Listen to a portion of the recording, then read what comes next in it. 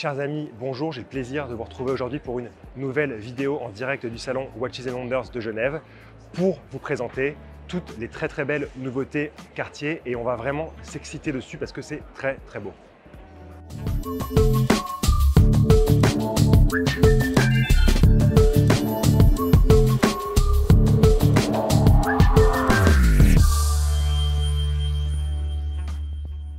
Comme d'habitude cette année, Cartier nous en a mis plein la vue, c'est-à-dire des grandes gifles à gauche et à droite. C'est-à-dire que quand on tend une joue, il faut aussi tendre l'autre parce que ça arrive très vite derrière. On va commencer avec la collection Cartier Privé et le retour de la magnifique Tank normale. Pour rappel, Cartier Privé, c'est une collection qui est née en 2015, qui met vraiment à l'honneur le design des montres mythiques issues des archives évidemment du XXe siècle. Et cette année, c'est la Tank normale qui se prête à ce jeu-là. La Tank normale, elle représente la quintessence de la montre Tank parce qu'elle apparaît au tout début de la vie de la Tank, c'est-à-dire en 1917, et c'est vraiment celle qui va instaurer le style de la Tank dans les années à venir. On pense par exemple à la Tank Louis Cartier en 1922, la Tank chinoise la même année, la Tank Obus en 1923 ou là encore la Tank à guichet en 1928. Je pourrais en parler pendant des années. Le design de cette Tank normale, il est vraiment simple et réussi. On a toujours 4 lignes, une mitre chemin de fer parallèle aux différents axes de la montre, des chiffres romains peints survolés par des aiguilles glaive bleuies. Et cette année, Cartier a imaginé cette version heure-minute qui reprend surtout, et c'est ça pour moi le gros supplément d'âme de cette beauté, de cette petite Tank normale, c'est les proportions de la glace saphir biseautée qu'on voyait sur la pièce originelle de 1917. Cette Cartier Tank normale dans la collection privée, elle est disponible en or jaune sur un bracelet en alligator marron, en platine sur un bracelet en alligator noir, et là, gros supplément d'âme suprême, ce qui ne veut rien dire, c'est la version or jaune avec bracelet or jaune et la version platine avec bracelet platine qui reprend vraiment le design de ces bracelets Cartier composés de petites mailles en forme de briques qui sont vraiment hyper délicats, chaleureux sur le poignet. Moi je préfère largement évidemment la version avec les bracelets en métal précieux.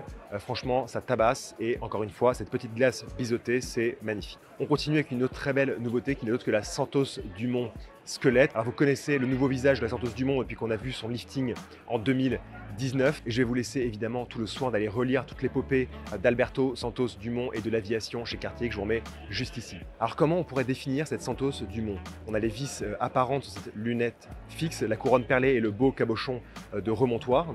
Un travail de poli et de brossé sur ce très beau boîtier fin et un chanfrein qui court tout le long du même boîtier. Cette année, Cartier nous présente du coup un nouveau mouvement pour sa Santos Dumont, un mouvement à micro-rotor, un mouvement squelette. Je vous rappelle que le mouvement squelette, c'est pas seulement le fait d'enlever le cadran et qu'on voit à travers le mouvement qu'il y a de la lumière, c'est le fait de travailler toutes les pièces, de les découper et que ça garde toujours de la solidité et de la fiabilité. Donc c'est vraiment un vrai travail le squelettage et c'est pas quelque chose qu'on va prendre à la légère.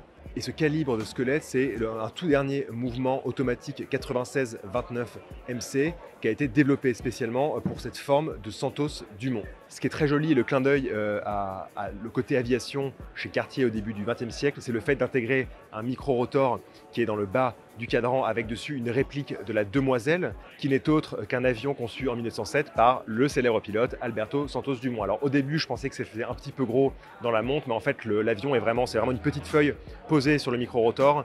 Alors c'est un peu original mais c'est sympathique quand même. Vous aurez deux versions pour cette magnifique montre squelette Santos Dumont, une version en or rose et une version en acier. À noter une très belle édition limitée en or jaune et laque marine où on retrouve cette lunette et ces boîtiers laqués et y compris justement sur le mouvement squelette certains ponts où on a cette laque qui est appliquée à la main. Évidemment toujours des beaux détails chez Cartier. Autre gros coup de cœur cette année, la nouvelle version de la Cartier Tank américaine. Alors je sais il y a beaucoup de tanks mais en même temps c'est vraiment un symbole chez Cartier très important. Alors on rappelle que la Tank américaine elle apparaît à la fin des années 1980 et c'est le digne successeur de la très célèbre Tank cintrée aux formes juste débiles mentales, de beauté, de finesse et de rigueur. Cette année justement ce qui est sympa c'est qu'on revient un peu à l'idée de la Tank cintrée tout en restant sur une Tank américaine parce qu'elle s'affine un petit peu. Ça on le voit au premier coup d'œil quand on regarde le fait que la forme est un peu plus incurvée, la ligne est plus ciselée, un peu plus énervée et ça c'est vraiment génial. À l'intérieur on trouve le nouveau mouvement 1899 MC qui justement s'adapte à des boîtiers plus fins. Deux versions à noter, une version en or jaune, une version en acier avec des bracelets en alligator. C'est vraiment une très jolie montre et on est très content de voir cette Tank américaine qui s'affine un petit peu pour revenir finalement à ses origines de Tank cintré qui se cache toujours en dessous. La tank Louis Cartier n'échappe pas à la folie de Cartier cette année et on trouve des nouvelles déclinaisons qui sont absolument fantastiques et qui rappellent aux bons souvenirs des tanks Must des années 70 et à leur cadran absolument stupéfiant qu'on voit souvent passer en vente aux enchères aujourd'hui. Cartier s'est notamment appuyé sur des motifs graphiques en or, des ors jaunes, or rose et or gris, en hommage à ce triple mélange d'or chez Cartier et justement au cadran des tanks Must des années 70. On a vraiment cette espèce de quadrillage optique dans ce mélange d'or qui est absolument fantastique et on a à l'intérieur un mouvement mécanique remontage manuel 1917 MC qu'on connaissait déjà.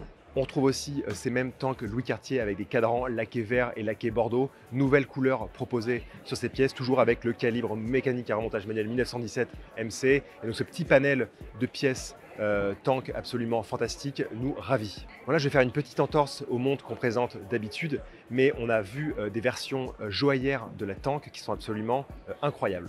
Alors évidemment, l'idée originale de la tank, elle est là. On a les deux brancards qui sont parallèles et le boîtier rectangulaire, mais c'est tout parce que franchement, ce qui est intéressant avec cette pièce, au-delà du sertissage de la lunette, c'est d'avoir les attaches intégrées au boîtier qui dévoilent juste un bracelet incroyable, complètement souple comme un petit serpent qui est composé de cylindres mobiles articulés par des maillons.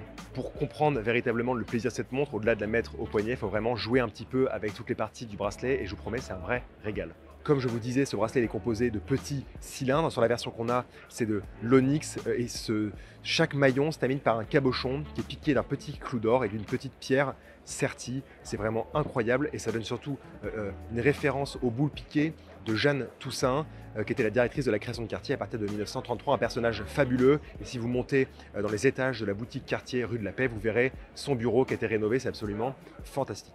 On finit avec une montre que j'adore chez Cartier, qui est un icône fabuleux et qui me fait aussi ressentir beaucoup de fortes émotions. C'est la célèbre baignoire qui aujourd'hui fait son apparition avec un bracelet jonc qui fait du coup le pont entre à la fois une montre très élégante qui renvoie vraiment à toute l'iconographie Cartier avec ses belles aiguilles glaive bleuies et en même temps le fait d'avoir un vrai bijou sur le poignet très fin, très discret avec ce jonc qui s'ouvre du coup et qui permet de mettre la montre facilement au poignet. On ne sait pas vraiment si on doit retirer la montre un jour dans sa vie tellement elle s'incorpore au poignet et qu'elle fait vraiment corps avec le bijou et la montre. Voilà, c'était tout pour ces nombreuses nouveautés Cartier cette année. Alors il en reste d'autres, on a couvert une petite sélection des montres que l'on préférait. Mais voilà, ce qu'il faut retenir à mon sens, c'est ce retour sur Cartier privé à la tank normale absolument fabuleux avec ce verre qui a été biseauté. C'est vraiment un travail de dingue qu'on apprécie, qu'on souligne et qu'on félicite. Merci d'avoir regardé cette nouvelle vidéo sur les nouveautés Cartier. On espère qu'elle vous a plu.